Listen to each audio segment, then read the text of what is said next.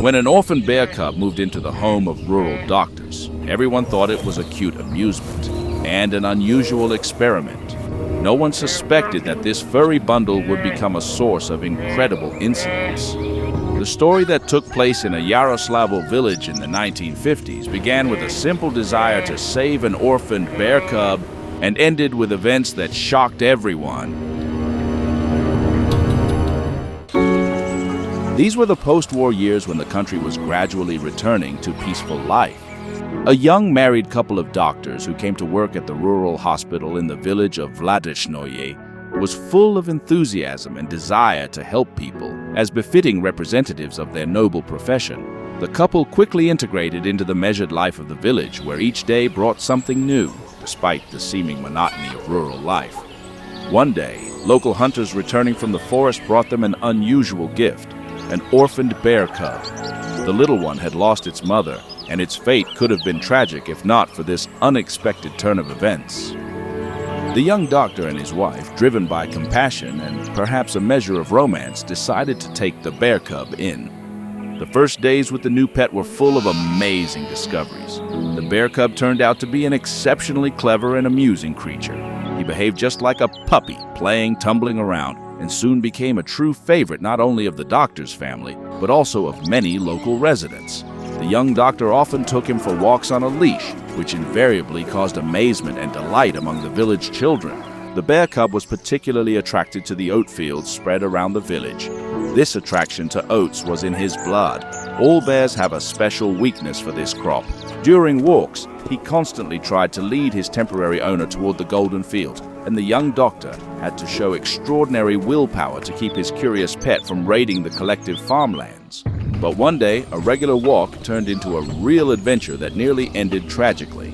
It was an ordinary day with no sign of trouble. The young doctor, as usual, took the bear cub for a walk. They were strolling unhurriedly along a familiar path, breathing in the fresh summer air. Nearby, the collective farm's herd was grazing, a typical sight for the countryside. Suddenly, the familiar rural landscape transformed in the most dramatic way. The herd, as if by an invisible signal, lined up in battle formation, resembling a cavalry attack from the famous film Chapayev. A huge bull took the lead of this unexpected army, with cows lining up on the flanks like loyal comrades. The shepherd, caught off guard by this sudden maneuver, watched helplessly from afar.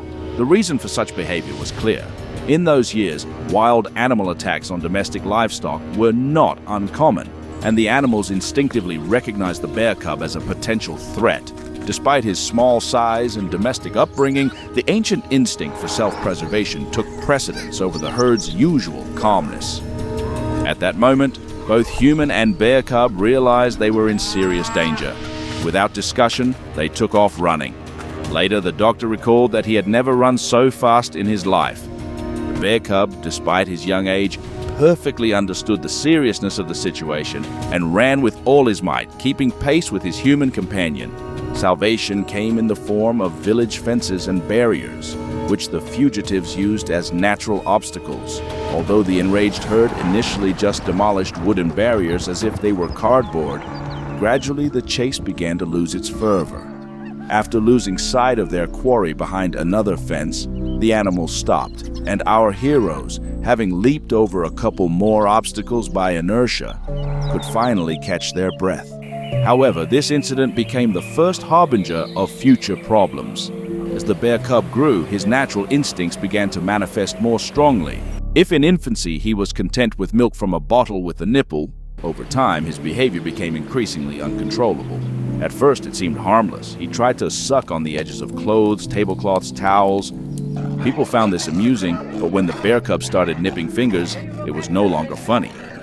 Then real problems began. The growing bear started hunting domestic poultry.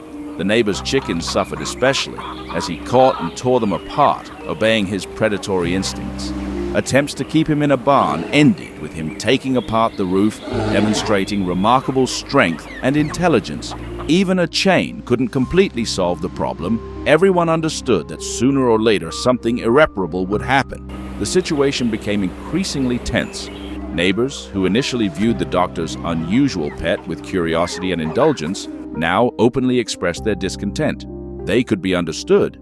No one wanted to live in constant fear for their livestock and children's safety. Finally, a new character appeared in this story, the local police officer. He came not with good intentions, but with his service weapon and a clear understanding of what needed to be done. A shot to the ear put an end to this story, leaving all its participants with a heavy sense of the inevitability of what had happened. One could long discuss who was at fault: the hunters who brought the bear cub, the doctors who took him in, the neighbors who didn't show enough patience, or the police officer who carried out his duty. But the truth is that sometimes circumstances prove stronger than our wishes and intentions.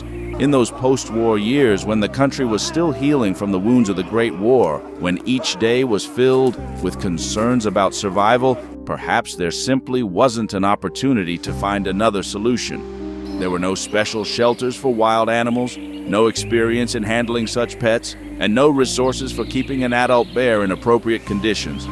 The story of this bear cub is a reminder that wild animals, despite all their charm in childhood, remain wild. Their nature cannot be fully subjected to human desires and notions of how they should behave. Today, decades later, this story continues to evoke sympathy and makes us think about how kindness and compassion are wonderful qualities, but they must be combined with wisdom and understanding of the nature of things. And sometimes the best intentions can lead to unexpected and sad consequences.